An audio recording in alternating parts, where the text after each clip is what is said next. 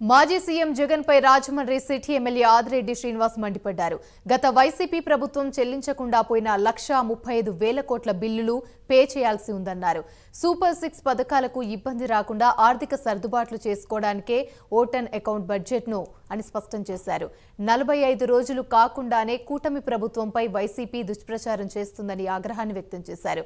ప్రతిపక్ష హోదా ఇవ్వాల్సింది ప్రజలు, కోర్టుకు వెళ్తే హోదా రాదని ఎద్దేవా చేశారు.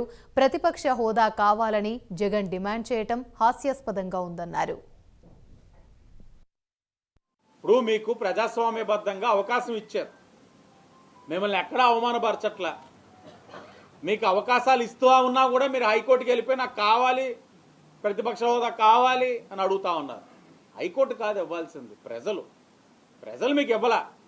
కేంద్రం మంచి సహకారం అందించింది, అది ముమ్మాటికి గ్రాంట్.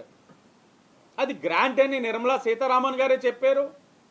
మా ఎంపీ పురంధేశ్వరి గారు రాష్ట్ర అధ్యక్షురాలు బీజేపీ, ఆవిడ కూడా చెప్పకనే చెప్పారు. ఆలోపి పేటీఎం గాళ్ళు అప్పు, దీంట్లో గొప్ప ఏంటి అంట. మనం ఇంత నమ్మకంతో కాన్ఫిడెన్స్ తోటి ప్రజలకు ఏదో మేలు చేయాలో మనం చేస్తూ ఉంటే మీరు ఇక్కడ ఈ విధమైన law and order issues create చేసి అసెంబ్లీకి రాకుండా వచ్చిన రోజు కూడా ధర్నాలు చేసేసి మన పరువు అంతా కూడా ఢిల్లీకి తీసేసి రాష్ట్రంలో ఏది జరగపోయినా ఏదో జరిగిపోతుంది, 36 మందిని చంపేశారంట. నీ సూటుగా ఒకటే ప్రశ్న అడుగుతా ఉన్నాను.